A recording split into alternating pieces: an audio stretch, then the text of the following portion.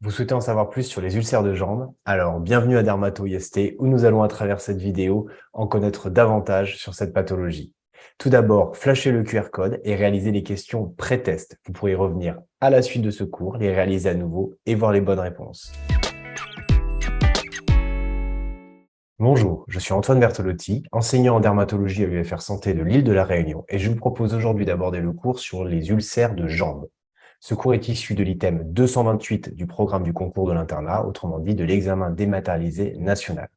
À la date d'enregistrement de cette vidéo, je ne déclare pas de lien d'intérêt majeur avec l'industrie pharmaceutique et je tiens à remercier l'ensemble des étudiants qui m'ont aidé à réaliser ce cours et particulièrement Alexia Debrun. Si c'est la première fois que vous regardez ou que vous écoutez ce cours, je tiens à vous préciser quelques éléments d'avertissement. Ce cours est destiné à des étudiants en médecine de la 2e à la 6e année. Certaines notions présentées ici sont volontairement simplifiées pour répondre aux objectifs pédagogiques de ces étudiants.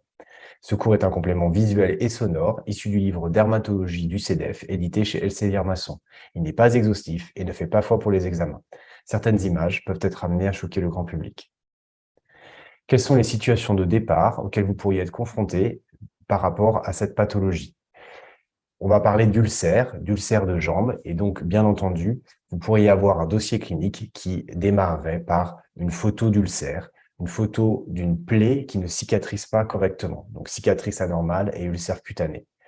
Logiquement, vous auriez probablement de la description à réaliser, des hypothèses diagnostiques autour de cette photo, et puis surtout une prise en charge à proposer en termes cliniques, mais également surtout en termes d'examen complémentaires.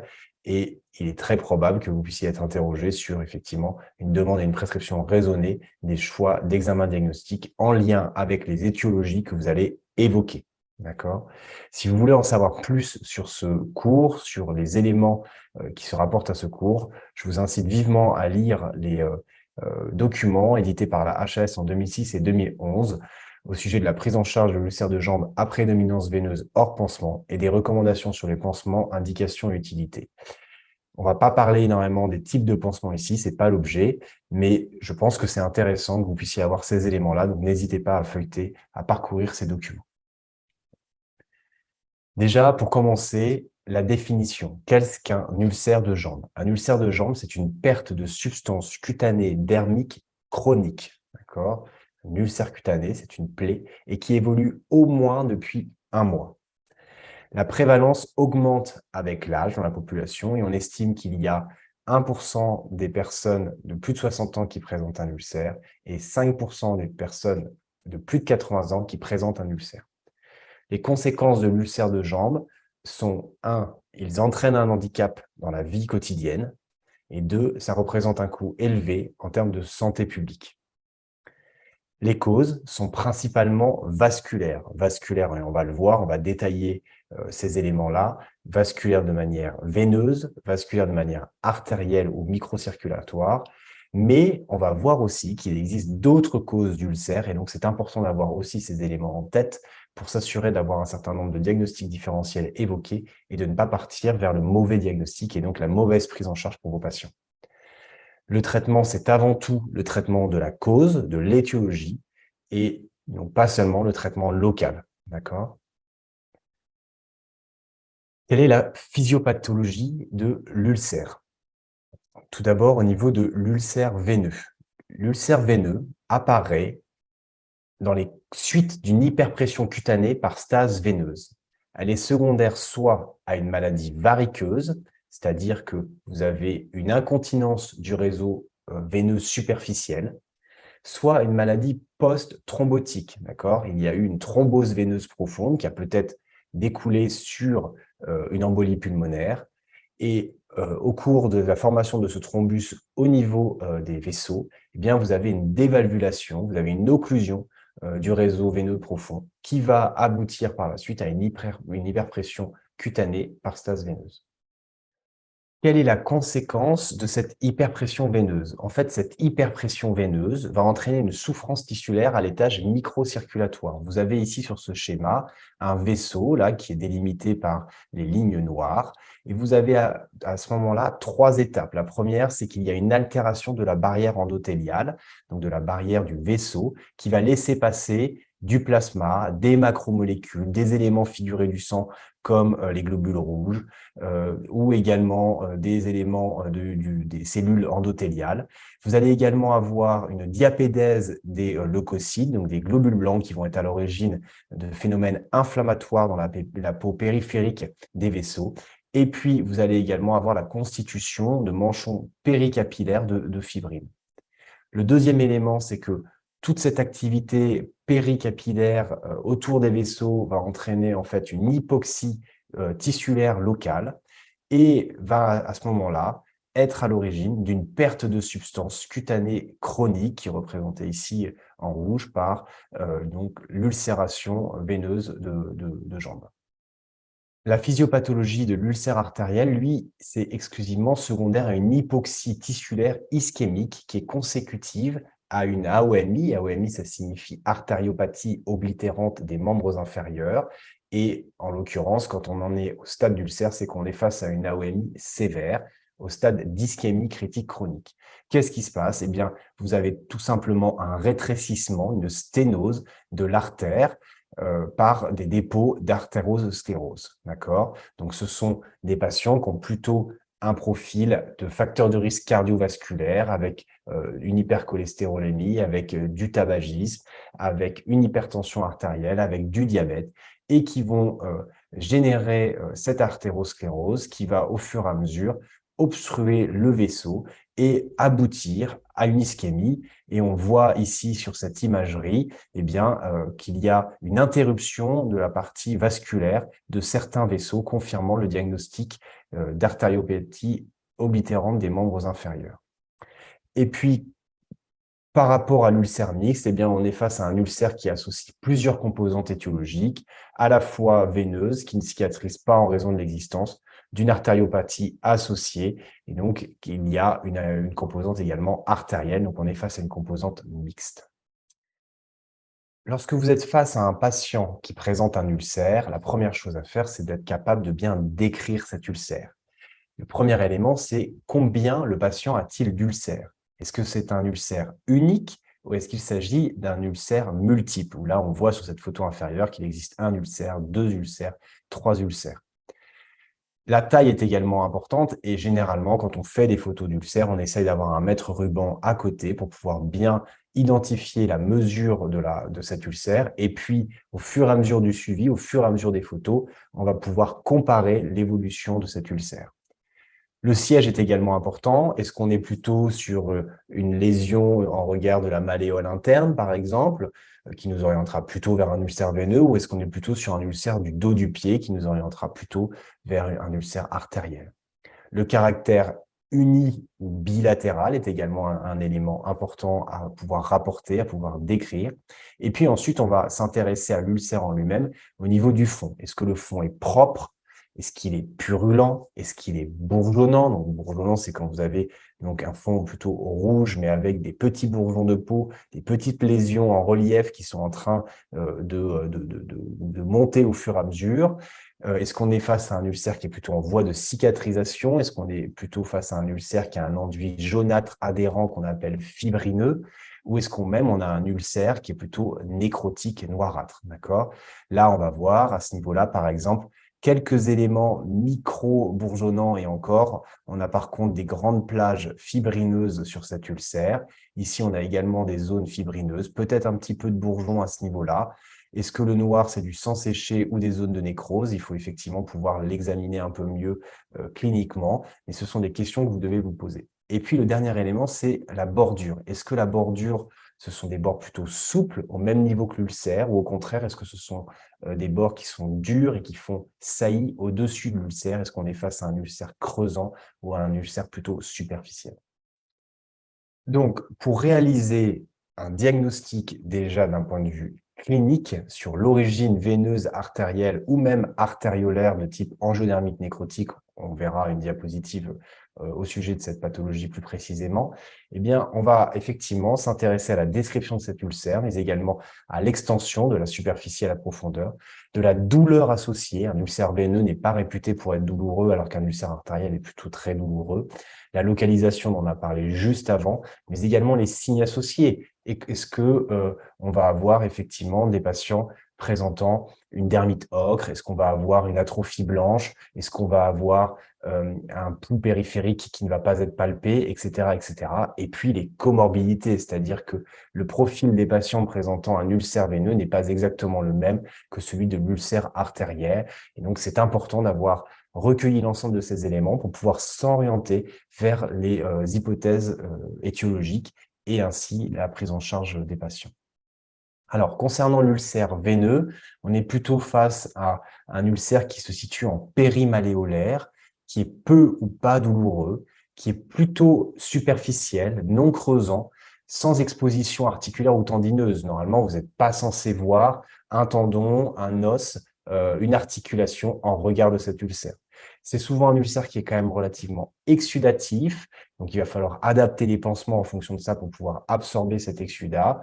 Il est souvent étendu, parfois circonférentiel. Donc, vous voyez ici, hein, on est face à un ulcère susmalléolaire qui est relativement large, à fond fibrineux, quelques zones propres mais légèrement bourgeonnantes à ce niveau-là, un peu plus propres à ce niveau-là. Là, on est face à un ulcère qui est donc à fond propre, hein, quelques éléments bourgeonnants qu'on peut voir à ce niveau-là, circonscrit, circonférentiel par endroits, et également, on est encore une fois face malléolaire interne. On a également la possibilité d'avoir des bords irréguliers, peu nets parfois, c'est-à-dire que par exemple ici, vous voyez, on a du mal à délimiter exactement où se termine l'ulcère. Et puis on est sur un terrain d'insuffisance veineuse chronique et donc on va avoir des éléments qui vont nous orienter vers ces éléments, vers cette configuration et vers ces signes cliniques d'insuffisance veineuse chronique. Quelles sont ces complications, les complications cutanées d'insuffisance veineuse qu'on peut avoir? Eh bien, on peut avoir des patients avec un œdème du membre inférieur, on peut avoir des patients avec un eczéma, on peut également avoir de l'atrophie blanche, des lésions plutôt atones, mais également de la dermite ocre. Et donc là, on a une très belle photo avec de la dermite ocre ou encore de la lipodermatosclérose. Souvent, ce sont des patients qui ont un antécédent de thrombose veineuse profonde ou de thrombose veineuse superficielle. Donc, c'est important d'avoir effectivement ces éléments-là en tête pour vous orienter davantage, de rechercher les facteurs de risque de maladie thromboembolique. Et puis, à l'examen clinique, vous allez pouvoir objectiver régulièrement des varices, et on les voit très bien ici sur cette photo à ce niveau-là. D'un point de vue clinique, vous aurez des poux. Les poux seront bien présents. Donc, vous allez rechercher les poux pédieux, les poux tibiales postérieurs. Vous allez avoir une présence de ces poux, ce qui va vous permettre de distinguer cet ulcère veineux de l'ulcère artériel. Et puis, si on fait des indices de pression systolique, ils sont censés être normaux. De l'autre côté, on a l'ulcère artériel et donc la présentation typique de l'ulcère artériel, c'est qu'il est, il est douloureux, il est souvent récent, d'apparition assez rapide, généralement de petite taille, hein, vous voyez, là on est sur une lésion qui doit faire 2 cm de diamètre sur la face postérieure du pied, donc voilà, on est au niveau du pied, suspendu, creusant, avec risque d'exposition des articulations et des tendons. Donc, on voit ici sur cette photo, vous voyez, on voit les tendons hein, des extenseurs des orteils. Et puis, on a un fond souvent qui va être atone. Vous voyez, c'est plutôt sec alors que on était plutôt sur quelque chose d'assez exudatif précédemment. Là, on a l'impression d'avoir un peu plus d'exudat. Vous voyez, on a cette couleur un petit peu brillante, mais là, on voit qu'on a quelque chose de plus atone. C'est-à-dire on a vraiment quelque chose de sec, de tendu, où vous n'arrivez pas à cureter avec les curettes parce que le fond est vraiment tendu, sec. Et puis, on a un bord net et régulier, c'est-à-dire que vous voyez, on peut vraiment bien délimiter l'ensemble de l'ulcère. Qu'est-ce qu'il va falloir faire devant la suspicion d'un ulcère artériel? Eh bien, on va identifier des facteurs de risque cardiovasculaires, Donc encore une fois, est-ce que la personne fume? Est-ce que la personne est hypertendue? Est-ce qu'il y a une hypercholestérolémie? Est-ce qu'il y a des antécédents de facteurs de risque cardiovasculaires dans la famille, au niveau infarctus, au niveau AVC, au niveau de l'âge également? Donc ça, ce sont tous les éléments qui vont vous permettre de vous orienter davantage vers cette cause. Est-ce qu'il y a à l'interrogatoire une claudication intermittente? Ça veut dire quoi? Ça veut dire que les patients qui ont une artériopathie oblitérante des membres inférieurs, ils vont vous dire que leur périmètre de marche est de 100 mètres, 200 mètres, 500 mètres. C'est-à-dire, docteur, après avoir fait 200 mètres, je suis obligé de m'arrêter tellement j'ai mal à mes jambes, j'ai une claudication intermittente. On a aussi, les patients rapportent également des douleurs de décubitus, une diminution de la chaleur cutanée. Donc ça, effectivement, quand vous allez poser vos mains sur les pieds de manière bilatérale et comparative, vous allez sentir que le pied atteint va être plus froid que le pied non atteint. Vous allez également avoir un allongement du temps de recoloration pulpaire. Donc si jamais vous faites un test de recoloration, vous appuyez, vous allez chercher, vous allez comme sur un érythème, vous allez faire un test de vitropression et vous allez relâcher votre doigt. Vous allez voir que ce temps de recoloration va être plus lent. Vous pouvez également faire ce signe, le signe de Burger, qui est où vous levez les pieds du patient et vous allez voir que le pied va devenir blanc plus rapidement et surtout va mettre plus de temps à se recolorer par rapport à l'autre pied contralatéral. On peut avoir également une déshabitation des pulpes digitales et des coques talonnières. Ça veut dire quoi? Ça veut dire que vous avez un aspect flétri des orteils ou des doigts de pied. Vous avez un talon qui est beaucoup moins charnu, qui est beaucoup plus sec. Vous pouvez toucher plus facilement le calcanéum. Et puis, on a également une érythrocyanose de déclivité. Vous voyez ici, là, on voit cet aspect un peu luisant au niveau des pieds un peu violacés qui peuvent apparaître. Et puis surtout, vous avez une abolition des poux périphériques. Donc vraiment, ça doit être un réflexe. Vous devez aller chercher ces poux, c'est essentiel. Vous allez chercher, bien entendu, les poux fémoraux, les poux poplités, mais également poux pédieux et tibiales postérieurs. Lorsque vous allez être face à une hypothèse d'ulcère artériel, vous allez devoir faire des mesures de critères hémodynamiques. Ça va être indispensable pour dépister une artériopathie oblitérante des membres inférieurs et principalement de savoir si on est au stade d'ischémie critique ou non. Pour ça, on va alors faire des mesures de pression artérielle et si vous avez une pression de cheville inférieure à 50 mm de mercure, une pression d'orteil inférieure à 30 mm de mercure ou une TCPO2 inférieure à 30 mm de mercure, alors à ce moment-là, vous êtes face à une AOMI au stade d'ischémie critique. Comment est-ce qu'on réalise ça? Eh bien, en fait, vous allez prendre un brassard pour pouvoir réaliser votre pression. Vous allez l'appliquer au niveau des deux bras, mais également au niveau des deux chevilles. Et vous allez pouvoir mesurer cette pression artérielle et faire la pression artérielle systolique de la cheville sur la pression artérielle systolique humérale. Il faut garder en tête que parfois, vous pouvez avoir une pression artérielle systolique de cheville, par exemple, qui est faussement normale ou même élevée. Et ça peut être le cas lorsque des patients sont atteints de diabète, d'insuffisance rénale ou même qu'ils ont un âge élevé en raison d'une médiacalcose, c'est-à-dire que vous avez un vaisseau qui est qui est calcifié, qui est beaucoup plus rigide et qui vous fait croire à ce que votre pression artérielle est plus élevée. Et donc, c'est tout l'intérêt à ce moment-là d'aller faire une mesure au niveau plutôt de l'orteil. Donc, gardez bien ça en tête d'un point de vue pratique et il faut, et c'est important comme vous voyez sur ce schéma, de bien faire les mesures sur l'ensemble des deux bras, mais également des deux chevilles. Alors, on a un pouls diminué, voire on a un pouls aboli, on a un index de pression systolique inférieur à 90, eh bien, on a des signes d'une artériopathie oblitérante inférieure et on a une indication à faire une échographie Doppler artérielle.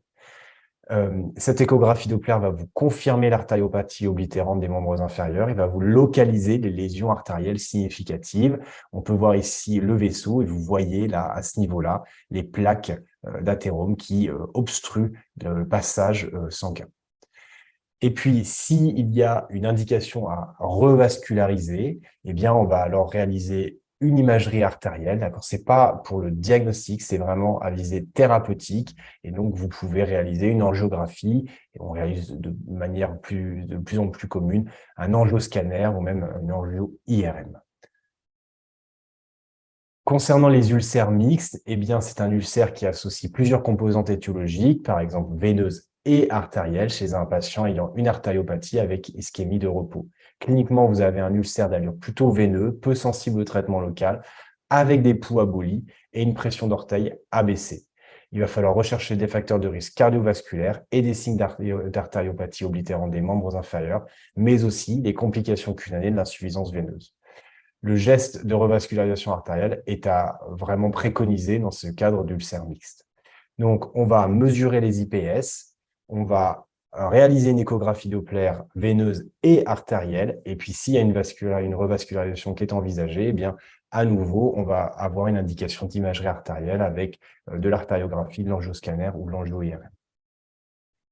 Donc, par rapport à l'intérêt de l'imagerie, vraiment, vous avez compris, c'est l'échographie Doppler artério-veineuse qui va être importante. Donc, bien entendu, plutôt échographie Doppler veineuse en première intention lorsque vous allez rechercher un ulcère veineux, parce que vous avez des critères cliniques, comme on en a parlé, qui vont vous orienter vers une cause veineuse. Et donc, qu'est-ce que l'on fait? Eh bien, on demande aux patients de rester en position debout pour rechercher, pour identifier cette insuffisance veineuse et rechercher donc une incontinence ou un reflux, une atteinte du réseau veineux superficiel, principalement de la grande veine saphène ou de la petite veine saphène, mais également du réseau veineux profond. Cet examen est réalisé pour mettre en évidence des séquelles de thrombose veineuse profonde ou superficielle, obstructive ou non. De l'autre côté, vous avez l'échographie Doppler artérielle qui va donc rechercher une artériopathie et il va localiser les lésions artérielles significatives grâce au Doppler et on va aller faire un examen complet, c'est-à-dire que vous n'allez pas juste regarder l'endroit où il y a l'ulcère au niveau de la jambe, vous allez regarder également au niveau de la cuisse, vous allez même remonter au niveau de l'aorte et je vous rappelle que si un patient a une lésion athéromateuse à un endroit de son corps, c'est qu'il a probablement des lésions athéromateuses à d'autres endroits. Donc, n'oubliez pas d'aller rechercher également au niveau du tronc supra-aortique, par exemple, mais également dans toutes les autres localisations artérielles qui peuvent entraîner des maladies artérielles. Et donc, bien entendu, on pense aussi au niveau cardiaque. Un petit point juste pour résumer ces deux tableaux d'ulcère veineux et artériel. L'ulcère veineux, ça va plutôt être une femme de plus de 50 ans, alors que l'ulcère artériel, c'est plutôt un homme de plus de 50 ans. L'ulcère veineux, c'est plutôt une personne qui est en surpoids. L'ulcère artériel, c'est plutôt quelqu'un qui a des facteurs de risque cardiovasculaires, tabac, hypertension artérielle, diabète, obésité, dyslipidémie. Cliniquement, on a dit l'ulcère veineux, c'est plutôt un ulcère unique, de grande taille, moyennement douloureux ou pas douloureux, plutôt en siège périmalléolaire jusqu'au tiers inférieur du mollet, alors que l'ulcère artériel, c'est un ulcère qui est unique ou multiple, qu'on dit à l'emporte-pièce, ou de grande taille et creusant avec des bords bien nets, qui est douloureux et qui peut mettre à nu les structures sous-jacentes, à savoir les tendons, les articulations. En termes de complications, on a des complications trophiques au niveau de l'ulcère veineux caractéristiques de la peau périulcéreuse et on va pouvoir objectiver des varices. On va avoir un examen artériel normal. Vous ne devriez pas avoir une abolition des pouls. Si c'est le cas, à ce moment-là, pensez à la cause d'ulcère mixte. On peut avoir de l'œdème et puis ces éléments-là vont être encore plus marqués lorsque les patients en fait, sont dans un syndrome post-phlébitique, c'est-à-dire qu'ils ont eu une phlébite et dans les suites de cette phlébite, ils développent ces signes cliniques. De l'autre côté, pour l'ulcère artériel, on a une peau périulcéreuse qui est lisse, qui est froide, qui est dépilée. Donc vraiment, c'est l'examen clinique. Si vous ne mettez pas votre main en bordure de lésion, eh bien, vous ne pourrez pas sentir cette différence de chaleur entre le pied droit et le pied gauche. Et puis, bien entendu, on a une abolition d'un ou plusieurs poux périphériques et la douleur est habituellement intense. En termes d'examen complémentaires, on va réaliser une échographie Doppler des veines des membres inférieurs pour diagnostiquer un ulcère veineux. Ça va nous permettre de confirmer ce diagnostic, de préciser le mécanisme, est-ce que c'est un problème de reflux, est-ce que c'est un problème d'obstruction, et ça va permettre d'orienter le traitement. Par rapport à l'ulcère artériel, eh bien, on va faire une échographie Doppler artérielle qui va confirmer l'artériopathie, qui va montrer le niveau, le type de lésion et le retentissement d'aval. Il va également rechercher l'éventuel anévrisme de l'aorte abdominale qui peut être à l'origine d'emboles vasculaires. On va réaliser une mesure des indices de friction systolique de l'ulcère artériel, mais on va également le proposer dans l'ulcère veineux parce qu'on sait qu'il y a des composantes mixtes Donc, palpez bien vos poux, mais n'hésitez pas à réaliser également une IPS chez les ulcères veineux pour s'assurer qu'il n'y ait pas une AOMI associée.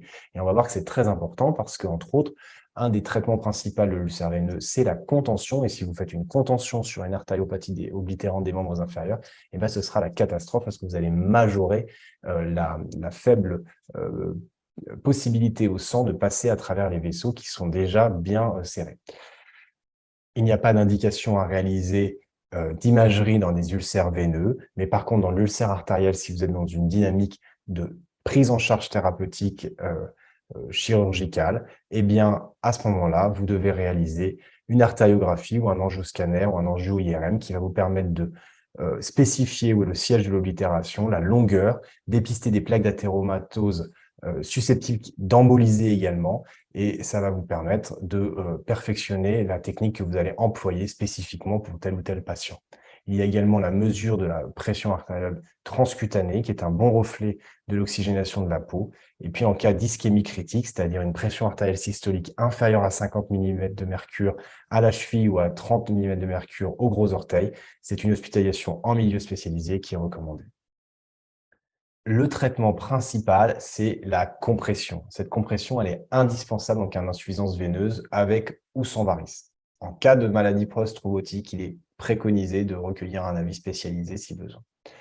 Cette compression, elle permet de lutter contre l'œdème et l'hyperpression veineuse d'orthostatisme par un effet mécanique, d'accord? Ça comprime vos veines et ça permet de faire remonter le sang et donc il n'y a pas de stagnation du sang au niveau des veines qui sont malades.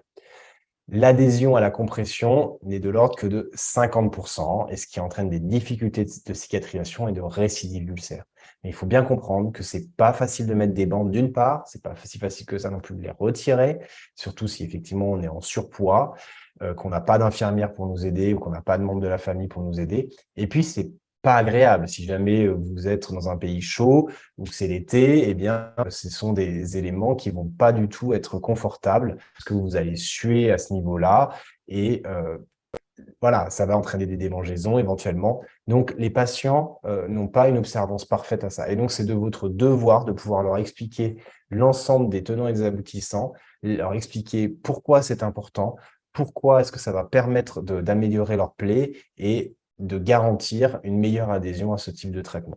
Donc pour l'ulcère veineux, ce qui est indispensable, c'est de s'assurer que l'IPS de la cheville est supérieur à 0,60 mm de mercure, parce que si ce n'est pas le cas, eh bien, vous allez risquer avec la compression de fermer davantage le réseau artériel et d'entraîner une ischémie critique. Donc bien entendu, face à un ulcère artériel, c'est une contre-indication absolue lorsque vous êtes face à une artériopathie oblitérante des membres inférieurs au stade d'ischémie critique ou lorsque vous avez un patient qui a une microangiopathie diabétique évoluée.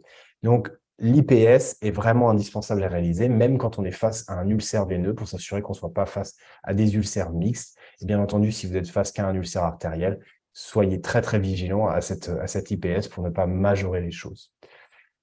On va, dans le cadre de l'ulcère veineux, utiliser des bandes au début de la prise en charge et éventuellement utilisation de bas ou de chaussettes envisageables par la suite. L'idée, c'est d'avoir quand même un haut niveau de pression.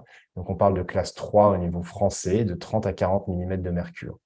Il vaut mieux préférer une compression multicouche et multitype avec des bandes élastiques et inélastiques qui peuvent être mises en place pendant 2 jours.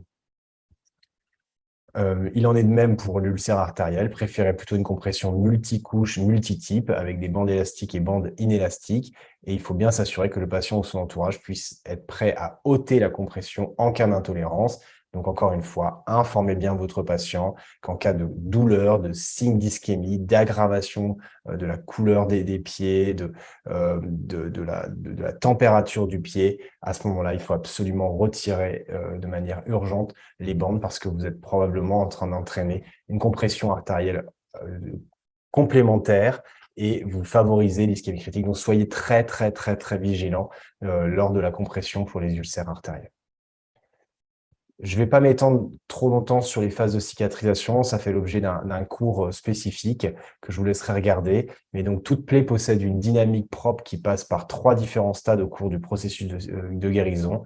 Premièrement, la détertion, d'accord, avec un nettoyage de la fibrine et de la nécrose par des leucocytes et les macrophages, sur lequel il va falloir effectivement que nous, on puisse aider, c'est-à-dire qu'on a vu des photos avec beaucoup de fibrine, eh bien, ces éléments-là, il faut les gratter, il faut réaliser une prise en charge thérapeutique avec les infirmiers pour pouvoir gratter ces éléments régulièrement de façon à aider cette cicatrisation. La deuxième phase, c'est le bourgeonnement, et donc ce sont les petites lésions rouges qu'on a pu voir sur différentes photos. On voit effectivement que la peau bourgeonne, mais attention à ce qu'elle ne bourgeonne pas trop, et dans ce cadre-là, il faut peut-être utiliser certains traitements à ce moment-là.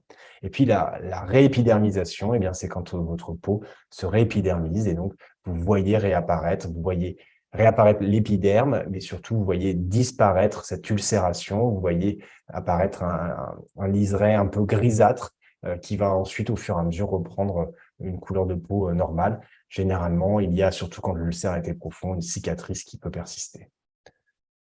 Le traitement local d'un ulcère de jambe est associé à la prise en charge de l'affection vasculaire ou non vasculaire qu'il a générée, et le traitement local ne dispense pas du traitement étiologique, bien entendu. Ça ne sert à rien de traiter un ulcère avec juste des soins locaux si vous ne savez pas quelle est la cause de cet ulcère. Ça ne sert à rien.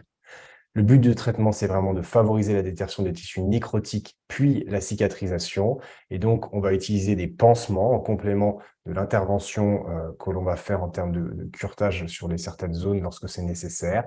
Des pansements qui vont être suffisamment absorbants lorsqu'il y a beaucoup d'exudats, ou qui vont être suffisamment humides lorsque la plaie est très sèche. D'accord ? Lorsque vous avez des pansements suffisamment absorbants, eh bien, vous avez une insuffisance de gestion des exudats et vous avez une dermite périulcéreuse de macération avec, à ce moment-là, un facteur d'extension de l'ulcère, c'est-à-dire que tout ça, en fait, ça déborde et ça macère au niveau de votre paroi, de votre ulcère, et ça entraîne une aggravation. Donc, c'est pour ça que, dans le cas des exudats, il faut vraiment avoir des pansements absorbants.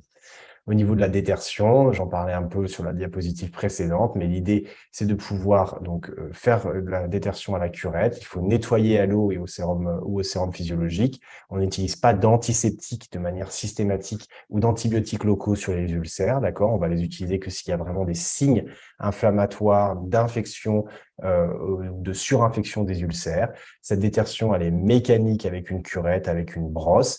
Et bien entendu, ce n'est pas un geste qui est non douloureux, et donc prenez en compte ces éléments-là, donnez des traitements antalgiques de palier 1, de palier 2, voire même parfois de palier 3 avant les soins, anticipez ces prescriptions-là pour pouvoir soulager le patient et aider le geste paramédical de l'infirmière de façon à ce que vous puissiez effectivement prendre en charge au mieux votre patient, qui puisse être observant sur cette aide que vous lui proposez avec vos collègues infirmiers et infirmières. Et parfois, il est même nécessaire d'aller faire de la détertion au bloc opératoire si jamais les lésions le justifient. Il existe quelques complications à ces ulcères. La première et la plus fréquente, ce sont les allergies cutanées. En effet, on dit que 20 à 25% des patients qui ont un ulcère vont développer une allergie cutanée, une dermite de contact à certains des pansements qu'on va employer. Donc, soyez très, très vigilants. Ça nécessite que, en tant que médecin, eh bien, vous puissiez revoir les patients quand même de manière assez régulière pour vous assurer qu'il n'y a pas d'eczéma de contact qui puisse apparaître et qui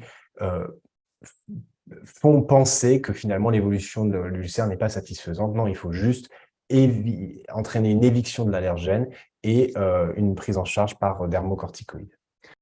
Le deuxième élément qui peut donc vous faire évoquer une complication, ce sont les infections. Mais il est très important de distinguer un phénomène normal de colonisation bactérienne sur un ulcère, et donc il n'est pas légitime de réaliser un écouvillon bactériologique de manière systématique sur un ulcère, d'accord? Vraiment, il faut vous retirer ça de la tête, c'est très important. Vous faites une recherche d'infection cutanée bactérienne si vous avez des signes inflammatoires, c'est-à-dire que votre ulcère est devenu très rouge en bordure, chaud, inflammatoire, tuméfié, avec une extension qui vous fait évoquer éventuellement une dermohypodermite. Mais si vous faites un écouvillon sur n'importe quel ulcère, vous aurez des bactéries. On parle de colonisation et ce n'est pas pour autant qu'elles sont pathogènes. D'accord? Bien entendu, si vous avez des signes d'érésipèle, de cellulite, de lymphangite, eh bien à ce moment-là, il y a une indication à mettre une antibiothérapie par voie générale. L'autre élément qui est extrêmement important, c'est d'avoir, en termes de complications en tête, la possibilité qu'un ulcère chronique puisse être à l'origine du développement d'un cancer et d'un carcinome épidermoïde principalement. Et donc, lorsque vous avez un ulcère chronique depuis plusieurs mois, eh bien, il faut ne pas hésiter à réaliser une biopsie cutanée pour évoquer, pour rechercher, pour vous assurer que vous n'êtes pas face finalement à une lésion néoplasique et principalement un carcinome épidermoïde. Et puis, vous êtes face à une plaie, donc bien entendu, vous devez penser au tétanos, vous devez rechercher les antécédents de vaccination du tétanos ou refaire une vaccination contre le tétanos si jamais le patient n'est pas à jour de ses vaccinations.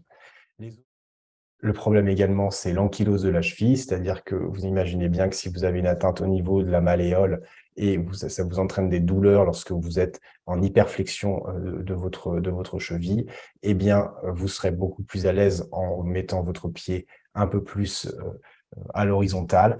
Et de ce fait, eh bien, vous allez avoir une rétraction au niveau de vos tendons aquiliens. Donc, c'est très important d'anticiper ces éléments-là et de proposer de la kinésithérapie, d'avoir une rééducation à la marche le plus rapidement possible pour éviter que les personnes se retrouvent avec des ankyloses. Les phénomènes d'hémorragie peuvent également exister en lien avec les varices et donc c'est une compression et une surélévation qui est proposée. Le troisième type d'ulcère à avoir en tête, c'est l'angiodermite nécrotique. Généralement, c'est un patient hypertendu avec du diabète. Et donc, cette hypertension artérielle va entraîner une occlusion artériolaire, un infarctus cutané et ainsi cette angiodermite nécrotique. Le diagnostic est à évoquer devant un ulcère qui est sur la face antéro-externe de la jambe, voire même sur la face postérieure de la jambe, comme on peut le voir sur cette photo. C'est un ulcère qui va présenter des zones de nécrose superficielle, à bord irrégulier, avec un pourtour ulcéreux ou un halo périulcéreux cyanique et livédoïde. Vous voyez effectivement cette coloration assez violacée ou livédoïde dans ce contexte-là, sur cette photo-là. Ce sont des ulcères qui sont très douloureux et insomniants, et donc la prise en charge thérapeutique antalgique doit être vraiment très très importante dans ce contexte. En présence d'une angiodermite nécrotique, il faut rechercher donc l'hypertension artérielle, le diabète, mais également, normalement, vous êtes censé avoir une présence de pouls, qui va vous exclure le diagnostic, d'artériopathie, d'AOMI, dans ce contexte de douleur. Les autres ulcères qui sont de cause non vasculaire sont plutôt rares, mais il faut savoir y penser si un ulcère ne cicatrise pas après 2 à 3 mois de traitement bien conduit, s'il évolue rapidement, si son fond ou son bord est anormal, avec un bourgeonnement hypertrophique par exemple, si le siège est atypique, au niveau d'un bras, au niveau d'un dos par exemple, et si les étiologies vasculaires ont été éliminées ou ne sont pas évidentes sur l'aspect clinique ou sur le terrain du patient. Alors à ce moment-là, il faudra réaliser des prélèvements bactériologiques, mycologiques, mais également éventuellement des biopsies pour pouvoir avoir un diagnostic étiologique. Dans les causes, principales causes à avoir en tête, surtout si c'est au niveau du pied, ce sont des ulcères neurotrophiques avec une neuropathie évoluée des membres inférieurs, une altération de la sensibilité douloureuse. Bien entendu, on pensera au diabète avec le mal perforant plantaire. Et à ce moment-là, ce sont des ulcères qui vont se situer sur des zones d'appui de la plante du pied, avec un appui normaux ou pathologique sur les talons, tête des métatarsiens, et sur lequel vous allez avoir généralement une hyperkératose. Et ce qui est caractéristique, c'est que c'est indolore. Et c'est pour ça que généralement, les patients ne s'en rendent pas compte et viennent avec des plaies qui peuvent être plus ou moins délabrantes déjà, parce que ça ne les a pas inquiétés et c'est pas si facile que ça de regarder ses pieds au quotidien.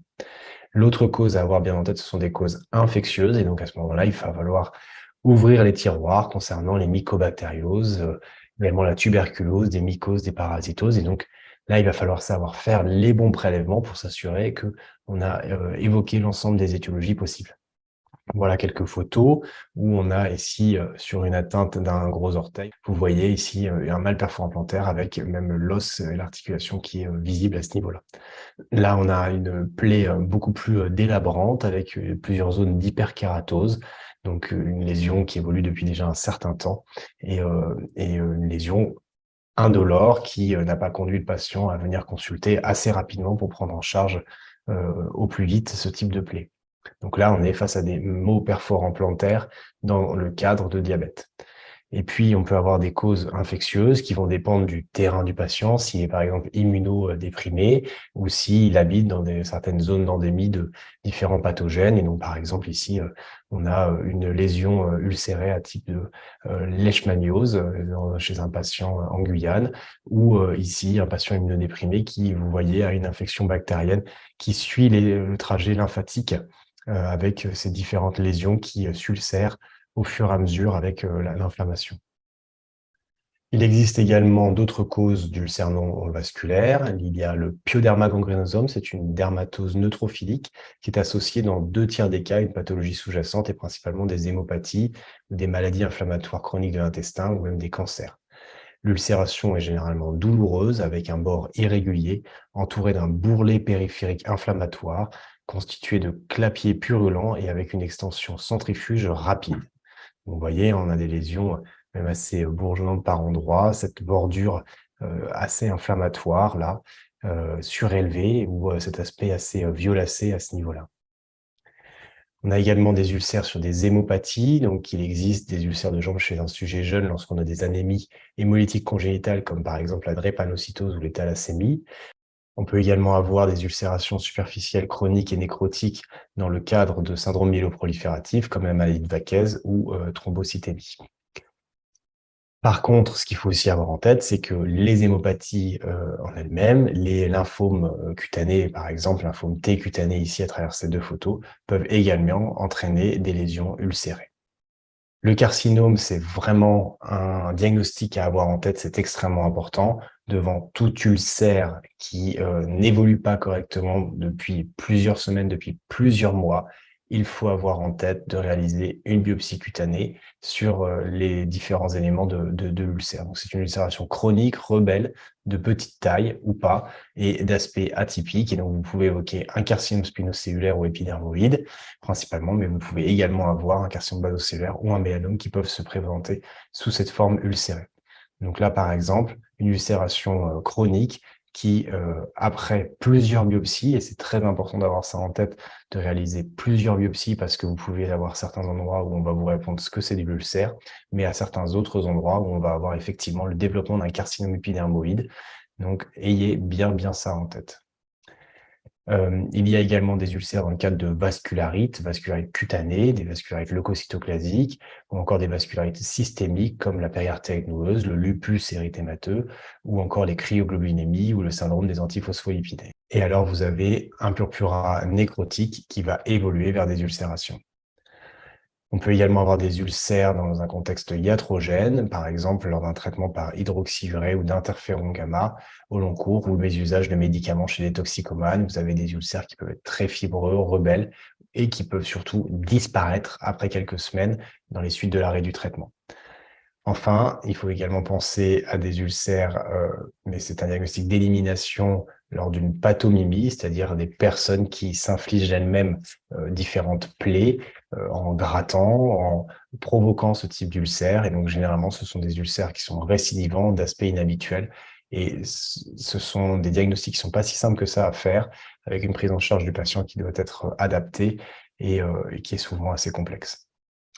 Quels sont les points clés de ce chapitre sur les ulcères de jambes? Premièrement, c'est que les ulcères de jambes, principalement, ce sont des causes vasculaires, et donc c'est l'insuffisance veineuse chronique ou l'artériopathie oblitérante des membres inférieurs qu'il va falloir évoquer. Mais, on vient de les voir, n'oubliez pas qu'il existe d'autres causes aussi de ces ulcères, et donc soyez attentifs à ouvrir également ces portes diagnostiques. Les ulcères les plus chroniques sont les ulcères post-thrombotiques. Les modifications de la peau périulcéreuse sont plus fréquentes dans des ulcères de cause veineuse. Et la douleur et l'extension nécrotique doivent vraiment vous alarmer lorsqu'on est face à une ulcération de cause artérielle ou artériolaire de type angiodermite nécrotique. Attention au risque d'extension et surtout d'ischémie critique dans les cadres des causes artérielles. Les complications des ulcères veineux, ce sont principalement des sensibilisations allergiques aux pansements qui sont employés. Donc, soyez-en vigilants parce que vous pouvez avoir l'impression qu'un ulcère n'évolue pas bien alors que finalement, il est en train de se réduire, mais vous avez un eczéma par-dessus. Donc, il va falloir traiter avec des dermocorticoïdes et surtout arrêter d'appliquer les mêmes types de pansements. Les surinfections, on en a parlé, attention à la simple colonisation bactérienne, n'allez pas faire des écouvillons à tout va sur les ulcérations, faites des prélèvements infectieux que si vous avez vraiment une suspicion clinique de surinfection avec effectivement un érysipèle, une cellulite qui est en train de se développer. Les examens complémentaires, on a vu échographie Doppler veineux pour les ulcères veineux, échographie Doppler artérielle pour les ulcères artériels. N'oubliez pas de faire les IPS de manière assez systématique, bien entendu dans l'ulcère artériel, mais également dans l'ulcère veineux pour vous assurer qu'il n'y ait pas d'ulcère mixte et que vous n'ayez pas de contre-indication à mettre votre compression. On pourra y associer éventuellement une échographie Doppler artérielle dans le cadre de l'ulcère veineux. Et puis surtout, vous réaliserez de l'imagerie, artériographie, angioscanner, angio-IRM, lorsque vous allez envisager une chirurgie pour pouvoir adapter au mieux votre prise en charge chirurgicale. Le traitement, donc, il est chirurgical pour les ulcères par insuffisance veineuse chronique non post-thrombotique et dans les ulcères de cause artérielle. Le traitement, sinon, c'est la compression à haut niveau de pression pour les ulcères veineux en l'absence d'artériopathie oblitérante des membres inférieurs. Attention, attention, avoir vraiment bien ça en tête. Traitement local, on fait de la détertion, on fait du bourgeonnement, on attend la réépidermisation et c'est très important d'avoir une prise en charge collégiale avec le personnel infirmier et infirmière, à revoir les patients régulièrement pour pouvoir s'assurer que la prise en charge est la bonne, qu'on n'a pas fait fausse route en termes d'étiologie et surtout de pouvoir réadapter les pansements, de réadapter les prises en charge, non pas au quotidien d'un point de vue médical, mais certainement de manière mensuelle, voire bimensuelle, pour pouvoir vraiment réadapter comme il faut les gestes et les pansements.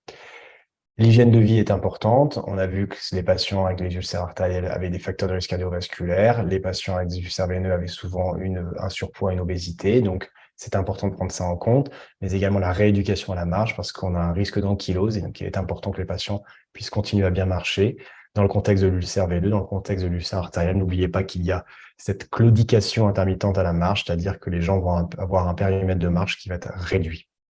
Les récidives sont fréquentes et elles doivent être prévenues. Donc, important d'éduquer, d'informer, de suivre les patients et de pouvoir leur expliquer tous les éléments pour éviter que ces plaies réapparaissent. Voilà, ce cours est terminé. Merci pour votre attention. J'espère qu'il vous a plu.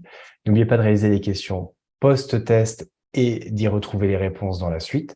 Si vous avez des questions, vous pouvez les laisser en commentaire ou à m'écrire à dermato.ist@gmail.com. J'essaierai d'y répondre ou de réaliser du contenu supplémentaire pour améliorer les connaissances sur ce sujet. À très bientôt sur Dermato IST.